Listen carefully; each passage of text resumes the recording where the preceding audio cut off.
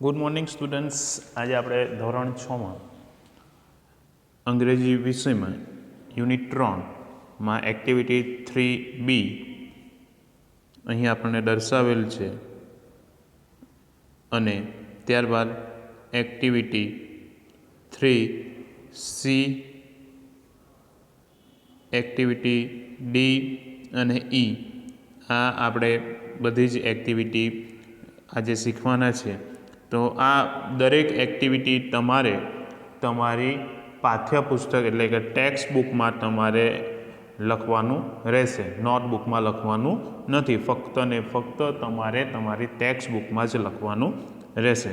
Okay, દરેક વિદ્યાર્થીને સૂચનામાં સમજ પડી ગઈ. ચાલો, તો હવે આપણે જે છે કે આ એક્ટિવિટી શીખવાના છે, તો આ એક્ટિવિટીની PDF આપણે શેર કરીને એમાં શીખીએ.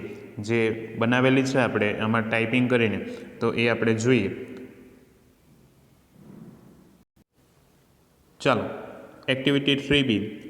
Sentences given here are mixed up. એટલે અહીંયા વાક્યો બધા શું થઈ ગયા છે? ભેગા થઈ ગયા છે.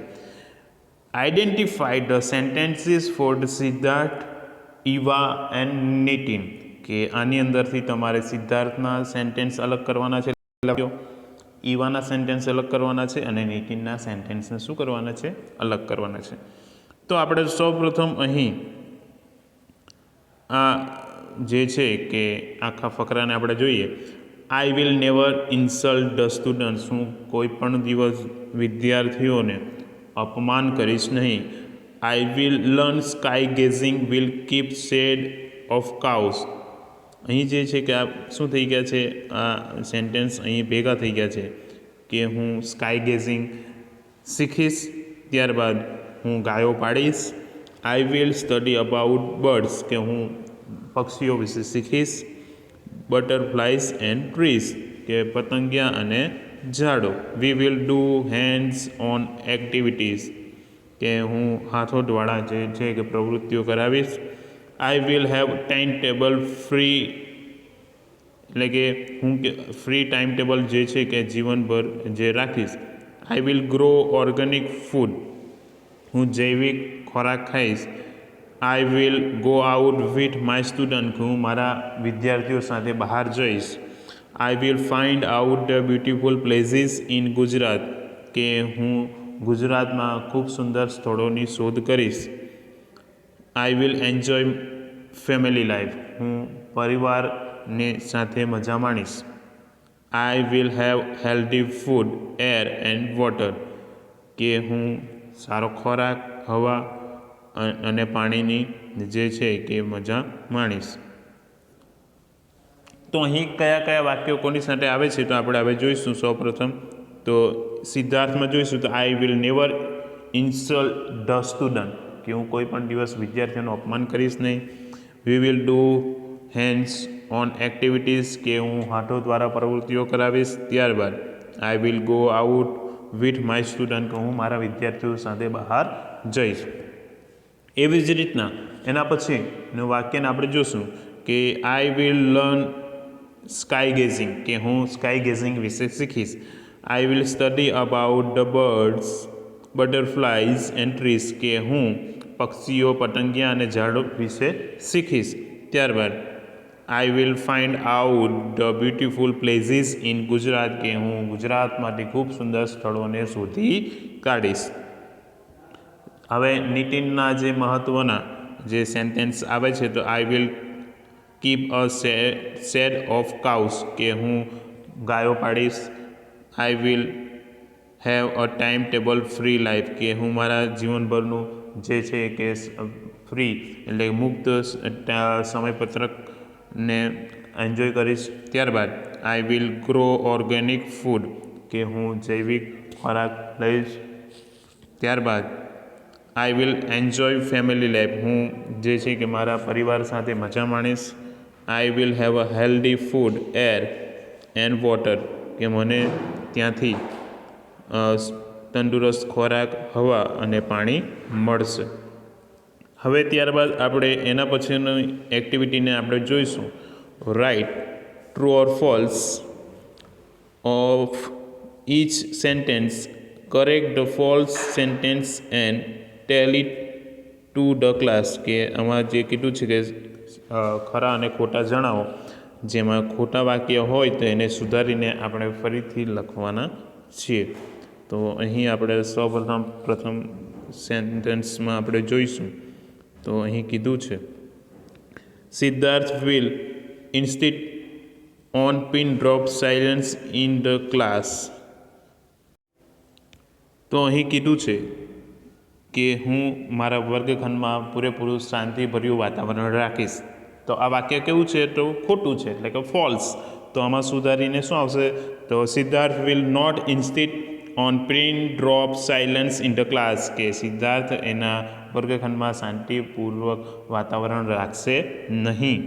ત્યારબાદ એના પછીનું વાક્ય, Eva will learn sky gazing. તો ઈવા જે સ્કાય ગેઝિંગ શીખશે. તો આ વાક્ય કેવું છે? ટ્રુ.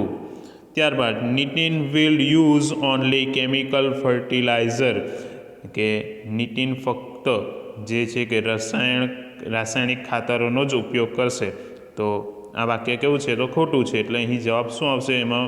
તો Nitin will use only organic fertilisers, કે નિતિન ફક્ત જૈવિક ખાતરોનો જ ઉપયોગ કરશે. ચાલો ત્યારબાદ પછીનું આપણે જોઈએ. તો Siddharth will become a friend to his students, કે સિદ્ધાર્થ જે છે કે એમના સ્ટુડન્ટ સાથે એ શું બનશે? તો એમનો મિત્ર બનશે. તો આ વાક્ય કેવું છે? સાચું છે. ત્યારબાદ Eva will not earn good money, કે ઈવા તેમાંથી સારા પૈસા કમાશે નહીં. તો આ વાક્ય કેવું છે? ફોલ્સ છે. તો એમાં શું આવશે? તો Eva will earn good money, કે ઈવા એમાંથી ખૂબ સારા પૈસા કમાશે. ત્યારબાદ આપણે જોઈશે એના પછીની એક્ટિવિટી છે. તો એ એક્ટિવિટીને આપણે જોઈએ. Who can speak this sentence write their names. તો કોણ બોલે છે આ વાક્ય તે લખવાનું છે. Students keep quiet, there is bird in that tree.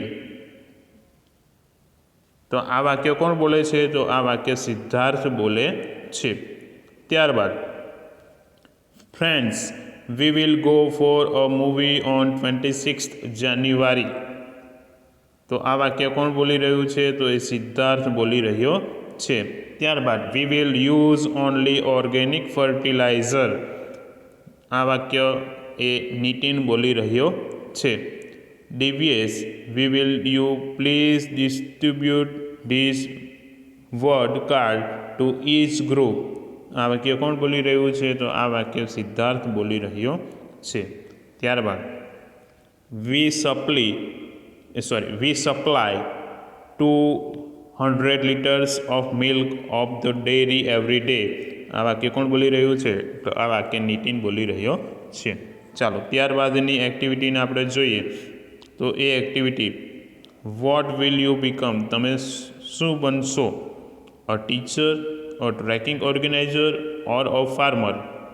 Vote will you do then you can add a new idea also. તો આપણે જે છે અહીંયા તમને તો ટોપિક આપેલા છે કે તમારે ટીચર બનવું છે, કે તમારે જે છે કે ટ્રેકિંગ ઓર્ગેનાઇઝર બનવું છે, ફાર્મર બનવું છે, શું બનવું છે? તો અહીં આપણે લખ્યું છે. તો આપણે જોઈએ છે કે અહીં આપણે એક ટીચર બનીએ છીએ. તો કેવી રીતના એમાં કયા કયા વાક્યો થોડાક આપણે જે છે કે જે યુનિટમાં આપ્યા છે એના કરતાં થોડા અલગ બનાવવાના છે. તો આપણે જોઈશું.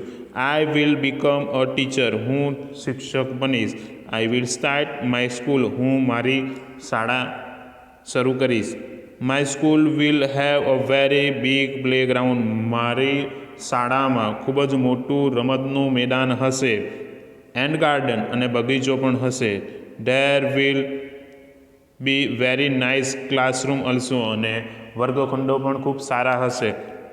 There will be no uniform in my school. કે મારા શાળામાં કોઈ પણ ગણવેશ હશે નહીં. Students will spend less time in class. કે જે છે કે વિદ્યાર્થીઓ વર્ગખંડમાં ઓછામાં ઓછો સમય વિતાવશે. They will learn more in nature. 22. તો જે છે કે એ લોકો વધારેમાં વધારે પ્રકૃતિ સાથે સમય વિતાવશે. They will sit in the garden. તેઓ બગીચામાં બેસે અંડર અ ટ્રી, ઝાડ નીચે, એન્ડ લર્ન, અને ત્યાં એ લોકો શીખશે. My students will have no homework, મારા સ્ટુડન્ટ્સને હું ગૃહકાર્ય આપીશ નહીં. એન્ડ નો પનિશમેન્ટ, અને સજા પણ આપીશ નહીં. નો બડી વિલ સ્કોલ્ડ ધેમ, અને કોઈ પણ એને ખીજાશે નહીં. ધે વિલ બી હેપી, તેઓ હંમેશા ખુશ રહેશે. તો આવા પ્રકારનું પણ આપણે જે છે કે આઈ વિલ બીકમમાં આપણે બીજા સબ્જેક્ટમાં પણ આપણે લખી શકીએ છીએ. ચાલો હવે પછીની એક્ટિવિટી આપણે હવે પછીના લેક્ચરમાં શીખીશું. અસ્તુ, જય હિન્દ.